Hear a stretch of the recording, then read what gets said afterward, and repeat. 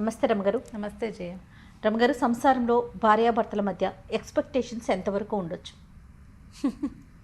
ఎంతైనా ఉండొచ్చు. ఎంతైనా ఉండొచ్చు. ఎంతైనా ఉండొచ్చు కాదు జయ, ఇద్దరు పెళ్లి చేసుకుంటారు.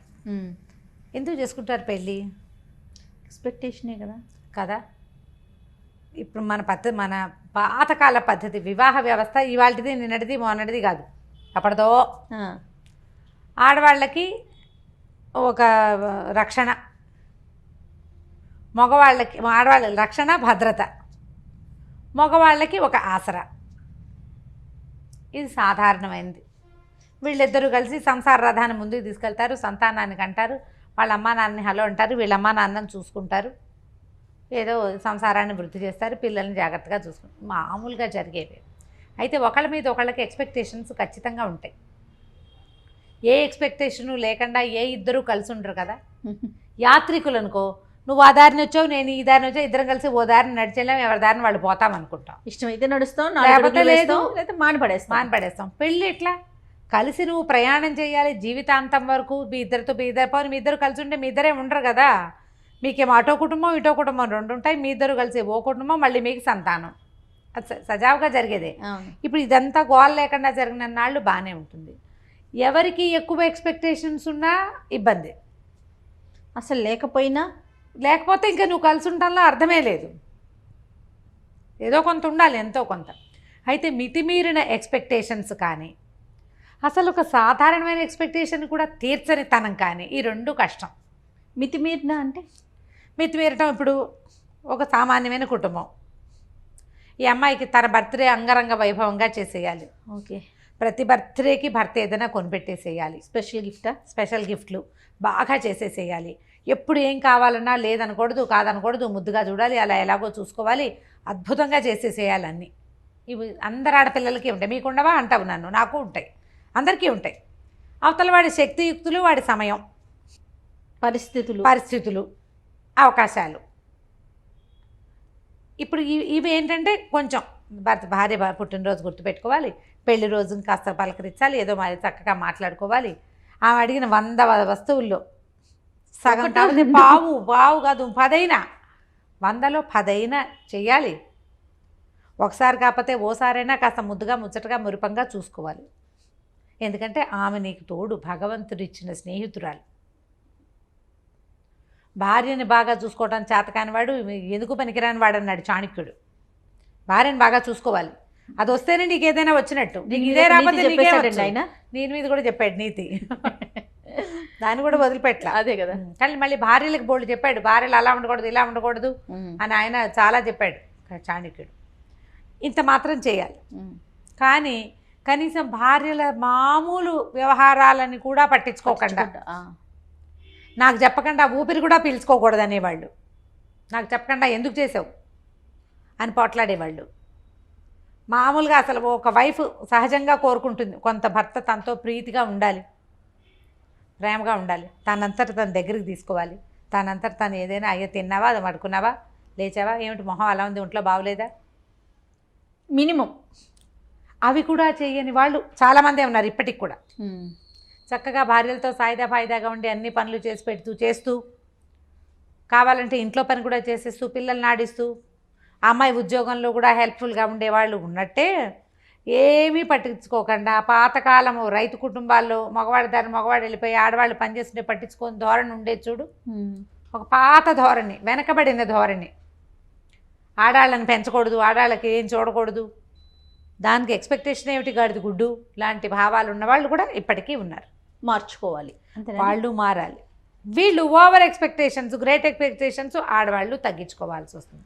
మగవాళ్ళకు కూడా కొన్ని ఎక్స్పెక్టేషన్స్ ఉంటాయి కదా పాపం. వాళ్ళకు కూడా ఇప్పుడు అమ్మాయి ఇంట్లో ఉంటుందనుకో, ఇంట్లో ఉండే అమ్మాయి అయితే తను వచ్చే వేళకి ఏదో కాస్త కాఫీయో టీయో పోయాలి, టైంకి వేళకి అన్నం పెట్టాలి, వాళ్ళ అమ్మా నాన్నని బాగా చూసుకోవాలి, తనతో బాగా ఉండాలి. ఈయన ప్రేమగా ఉంటాడు, ఆవిడ ఎందుకు ఏమిటి పిచ్చివేషాలు అంటుంది. ఈయన కొంచెం బాగా రొమాంటిక్గా ఉండే ధోరణి, ఆవిడ అంత రొమాంటిక్ కాదు. ఇవన్నీ కోరుకుంటారు సహజంగా. భలే చెప్తారు రమ్మగారు. అవునా కాదా జయ, చెప్పు. నేను ఈజీగా చెప్పేస్తున్నాను.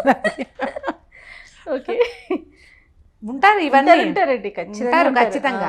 ఇప్పుడు లేదా ఇతనికి నీట్గా క్లీన్గా టైడీగా అలా ఎలాగో తను వచ్చేసరికి చక్కగా సినిమాటిక్గా అలంకారం చేసుకుని ఇల్లు నీట్గా దుడిచేసేసి ఏమిటో ఎట్లాగో చేసేసి చేయాలని తను లేదా తన మాటే వినాలి, అన్నిటికీ తన మాటే వినాలి. వాళ్ళ అమ్మ నాన్న పేరెత్తకూడదు, ఫ్రెండ్స్ పేరెత్తకూడదు, ఎక్కడికి వెళ్ళకూడదు, ఎప్పుడు తనతోటే ఉండాలి, తన మాటే వినాలి, తను అనుకున్నదే చేయాలి. తను వద్దంటే గాలి పీల్చడం కూడా మానేయాలి భార్య. ఆ ఎక్స్పెక్టేషన్స్ వీళ్ళకి ఉంటాయి. రెండు తప్పే కదా జయ. అవునవునండి ఖచ్చితంగా అండి. నన్ను నేనే క్వీన్గా ఉండాలని అమ్మాయి అనుకోకూడదు, నేనే కింగ్ అని ఇతను అనుకోకూడదు. ఇప్పుడు రీచ్ కావట్లేదు అనుకుందాం ఎక్స్పెక్టేషన్ని, ఇద్దరిలో ఒకరు రీచ్ కావట్లా, ఎలా మార్చుకోవాలండి పార్ట్నర్? ముందు మొదట మాట్లాడుకోవాలి. కొంతమంది వినరు, మాట్లాడుకోవాలి అనగానే మన కామెంట్లు వచ్చేస్తాయి, మాట్లాడే వినరండి వినరండి వినరండి, 20 ఏళ్ళ నుంచి ట్రై చేస్తున్నానండి, వాళ్ళు వినరు. ఓకే, అప్పుడు ఏం చేస్తాం, ఎక్స్పెక్టేషన్స్ తగ్గించుకోవాలి. మనకి ఇంతంత ఉన్నాయనుకోండి, వాటిని చిన్నవి చేసుకోండి. ఓకే, కనీసం ఇది మీట్ అయ్యాం, విన్నరు అని తెలుస్తోంది. మీరు కొన్ని సంవత్సరాల నుంచి ప్రయత్నం చేస్తున్నారు కదా, అది వదిలేయండి. అది కరెక్టా కాదా? వదిలేయాలి.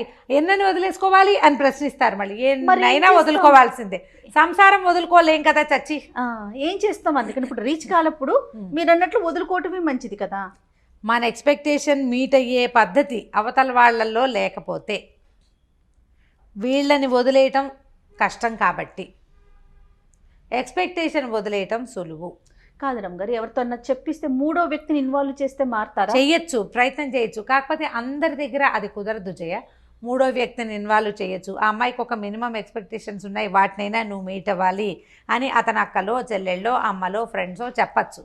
కానీ వాళ్ళు వినద్దు, వాళ్ళు మాత్రం మా అబ్బాయి అంతే నువ్వు అలా ఇవ్వే సర్దుకో అనేవాళ్ళు లేరు. ఉంటారు. వాడు అలాగే ఉంటాడు, నువ్వు సర్దుకో. వాడు అలాగే ఉంటాడు, నువ్వు అడ్జస్ట్ అవ్వు. వాడు ఎలా ఉన్నా నువ్వు అడ్జస్ట్ అవ్వు. వాడు నవ్వినప్పుడే నవ్వు, వాడు ఏడ్చినప్పుడే ఏడు. వాడు వద్దంటే మానేయి, అంతే. అలాంటి వారు కూడా ఉంటారు. ఇప్పుడు నేను కూడా అలాగే చెప్పాను చెయ్యమో ఒక అమ్మాయికి. అసలు అతను వెండు, ఏం చేస్తావు? ఎవరితోటి తెప్పించలేవు, వాళ్ళ అమ్మా నాన్న మాట కూడా అతను వెండు. మరి ఎట్లా రమ్మగారు అసలు ముందుకు ఎలా వెళ్ళగలుగుతాం? ఇప్పుడు ఒక ప్రేమ ఉండదు అలాంటి వాళ్ళతో, ఒక సంతోషం ఉండదు, ఇంకా మనిషి ఈదాల్సిందేనా? ఈదాల్సిందే జయ. జీవితాలు ఇంకొక రకంగా ఉండవు. ఈదకుండా ఈత మానేసి ఫారిన్ కంట్రీస్లో లాగా లేదా ఎవరిలాగానో నేను వీడితో ఈదను అని ఇంకోటి తీసుకునే అవకాశం, ఈ చొక్కా నచ్చలేదని ఇంకో చొక్కా వేసుకునే అవకాశం ఉంటుందా జీవితానికి జయ? అది అడ్వైజబుల్లేనా? కాదు. ఎన్ని చొక్కాలు మారుస్తాం మనము? పైగా ఎప్పుడు ఒక మనిషి ఎక్స్పెక్టేషన్ని ఇంకో మనిషి మీట్ అవ్వటం అనేది తక్కువగానే ఉంటుంది, తక్కువే. నాకు కావలసినట్టుగానే చేసేవాళ్ళు చాలా తక్కువ ఉంటారు, దొరకరు. చాలా అంటే చాలా తక్కువ. అసలు ఇలసాటి లేని జంట అని మనం భావించే వాళ్ళల్లో కూడా ఎంతో కొంత అన్బన్ ఉండే ఉంటుంది. ఎందుకంటే ఇప్పుడు భార్యాభర్తలు అనగానే వాళ్ళు ఒక చోట పెరుగుతారు, వాళ్ళ రకం వేరు, మనం ఒక చోట పెరుగుతాం, మన రకం వేరు. ఈ రెండు రకాలు కలిసేటప్పుడు అది ఇట్లా లక్క బంగారంలాగా అతుక్కుపోవాలి. లక్క వేరు, బంగారం వేరు, ఎవరి గుణం వాళ్ళకే ఉంటుంది. మీరు కలిసి ఉండాలన్న ఒక్క గుణం ఉంటే ఇక ఎక్స్పెక్టేషన్స్ ఉన్నా నడుస్తూనే ఉంటాయి, ఆ నస నడుస్తూనే ఉంటుంది, జీవితం నడుస్తూనే ఉంటుంది, ఇది ముందుకు వెళ్ళిపోతూ ఉంటుంది. ఇప్పుడు లక్క బంగారం ఒకటి కాదు కదా, కాదుగా. దానికి అసలు విలువే లేదు. లక్కకి బంగారానికి విలువ ఉంది, కానీ పల్చటి రేకైతే వంగిపోతుంది. లక్క ఉంటే వంగిపోకుండా అది గట్టిగా ఉంటుంది. అవునండి, కరెక్ట్. ఇప్పుడు ఈ రెండు ఒకదాని గుణాన్ని ఒకటి అంటుకుంటాయా? అంటే ఇవి పాతకాలపు మాటలు కదా జయ. నేను వెనకబడిన దానిలాగా కనపడతాను, కానీ వీటిలో ఎంత విలువ ఉంది? విలువ ఉందో లేదో, మాటలో ప్రతి అక్షరం ఒక బంగారం అన్నమాట, వజ్రం లాంటి మాట కదా. పాత మాట ఇది, లక్కా బంగారం. ఎందుకు కలిసి ఉండాలి? మనం ఎందుకు కలిసి ఉండాలి? వంగిపోకూడదంటే కలిసి ఉండాలి, విలువ పెరగాలి అంటే కలిసి ఉండాలి. లేదా మనం ఎప్పటికీ మనం ఏదో ఒక దాన్ని సెర్చ్ చేస్తూనే ఉంటాం. నీ సెర్చింగ్ వస్తువుల కోసమో విషయాల కోసమో సెర్చ్ చేయొచ్చు, వ్యక్తుల కోసం సెర్చ్ చేయాలంటే ఎన్ని చేతులు మారాల్సి వస్తాం మనం. మన ఇద్దరితో పాటు మూడో వ్యక్తి కూడా రెడీగా ఉంటారు కదా. కొద్ది రోజులు ఒకళ్ళతోటి కలిసి ఉండేసరికల్లా సంసారం పెరిగిపోతుంది, సంతానం ఏర్పడుతుంది. మనకి ముందు వెనక కుటుంబాలు ఉంటాయి, ఇన్వాల్వ్ అయిపోతారు కదా. జనాలు ఇన్వాల్వ్ ఎవరితోటి సంబంధం లేకుండా ఫ్రీలాన్స్గా ఫ్రీ బర్డ్గా తిరిగే వాళ్ళని మామూలు మనుషులు కానివంటే మర్యాదస్తులుగా చెప్పలేదు సమాజం. సమాజం ఒప్పుకోదు, మనమేమో ఇందులోనే వెళ్ళాలి. మన కల్చరే ఇది కదా కల్చర్ ప్రతి వాళ్ళకి చులకనైపోతాం. ఇప్పుడు సమాజం ఏంటంటే మగవాళ్ళు అడ్జస్ట్ అవ్వాలి, ఆడవాళ్ళు సర్దుకోవాలి, రెండు ఒకటే. అంతే, రెండు ఒకటే. వాళ్ళ పరిధి వరకు వాళ్ళు అడ్జస్ట్ అవ్వాలి, వీళ్ళ పరిధిలో వీళ్ళు సర్దుకోవాలి. సర్దుకుని ఒక వివాహానికి ముందే మాట్లాడుకునే అవకాశాలు, డిస్కస్ చేసే ఛాన్సెస్ ఉన్నాయి. అవన్నీ మాట్లాడుకోండి. వన్స్ పెళ్ళిలోకి ఫిక్స్ అయ్యాక ప్రపంచం మన గురించి మాట్లాడేలాంటి పరిస్థితులు కల్పించుకోవద్దు. ఎక్స్పెక్టేషన్స్ మీట్ అవ్వలేని ఎక్స్పెక్టేషన్స్ కనుక ఉంటే, ఏ విషయంలో మీట్ అవ్వలేకపోతున్నామో దాన్ని కొంచెం తగ్గించుకోండి, లేదా రెండో వాళ్ళు దాన్ని మీట్ అవ్వడానికి కొద్దిగా ట్రై చేయండి. తగ్గించుకోవటం, మీట్ అవ్వడానికి ప్రయత్నం చేయటం, ఈ రెండు ఇద్దరూ చేయవలసిందే. చేస్తే సంసార రథం ముందుకెళ్తుంది. నేను అనుకుంటారమ్మ గారు, ఇలాంటి ఎక్స్పెక్టేషన్స్ రీచ్ కావట్లేదు, ఇబ్బంది పడుతున్నప్పుడు ఇటు పేరెంట్స్ కానీ అటు పేరెంట్స్ కానీ కొంచెం కల్పించుకొని వాళ్ళిద్దరిని కలిపే ప్రయత్నం చేస్తే మరింత అక్షింతలు వేయటం, మరింత గ్యాప్ను పెంచే ప్రయత్నాలు కాకుండా అలాగే చేస్తారు. అదే ప్రధానమైంది మనతో ఉన్న రెండో వ్యక్తి, వీళ్ళతో ఎందుకున్నామా అని నిత్యము ఏడుస్తూ ఉంటే, నిత్యం ఫీల్ అవుతూ ఉంటే, ఎందుకు మన బతుకు వేస్ట్ కాదు? అదొక జీవితమా? అది మన పార్ట్నర్ హ్యాపీగా లేనప్పుడు, హ్యాపీ కాదు కానీ హ్యాపీగా లేకపోయినా పర్వాలేదు, ఏడుస్తూ ఉంటే భరించలేనితనం. ఆ బంధమే అనవసరం కదా. ఈ అనవసరమైన బంధాన్ని ఎందుకు కొనసాగించాలని అవతల వాళ్ళకి అనిపించడం ఎంత న్యాచురల్. ఇప్పుడు నా బోట్ నీ బోట్ దాన్ని చెప్తే ఏమంటాం మనం? ఫ్రెండ్స్ ఏమంటారు? ఏచి ఇంకా వీళ్ళతో ఎందుకు, ఈ అమ్మాయితో ఎందుకని మగవాడి ఫ్రెండ్స్ అంటారు, ఈ మగాడితో ఎందుకని అమ్మాయి ఫ్రెండ్స్ అంటారు. చెరో పక్కన లాగుతారు. ఇక్కడ అడ్జస్ట్ అవ్వాలా, ఇంకో చోట అడ్జస్ట్ అవ్వాల్సి రాదా? కానీ కాదు కరమ్మ గారు, ఆ మనిషి యొక్క ఘోష ఎంత కొట్టేస్తుంది, ఎంత బాధ అనిపిస్తుంది కదా. యువతల మనిషి మీకు అది ఎంత తగులుతుంది కదా, ఎంత తగులుతుంది, ఎంత బాధ, ఎంత హింస. పోనీ నువ్వు ఇక్కడ సరిగ్గా లేవు, రేపొద్దున ఇంకా కొంచెం జీవితాలు ముందుకెళ్ళావనుకో, అక్కడ అబ్బో ఓసారి ఇలా అయ్యింది, ఈసారైనా సర్దుకోవాలనిపిస్తుంది. నువ్వు మొదటే ఎందుకు సర్దుకోవు? నువ్వు ఆ సర్దుకోవడం మొదటే ఎందుకు చేయకపోతావు? ఇంట్లో వాళ్ళు కూడా ఒక పెళ్లి ఫెయిల్ అయింది, రెండో పెళ్లి చేసాం, ఇప్పుడైనా సర్దుకోవాలనుకుంటారు. మీరు మొదట ఎందుకు సర్దుకోరు?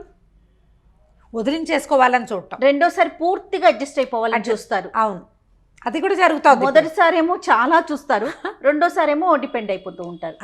అది కొంచెం ఆలోచించండి. కుటుంబాల్లో ఆలోచించాలి, పెద్దవాళ్ళు ఆలోచించుకోవాలి, వైఫ్ అండ్ హస్బెండ్ పెళ్ళిళ్ళు చేసుకున్నటువంటి వాళ్ళు ఆలోచించాలి, వీళ్ళ మధ్య సంతానం అంటే వాళ్ళ గురించి ఆలోచించాలి.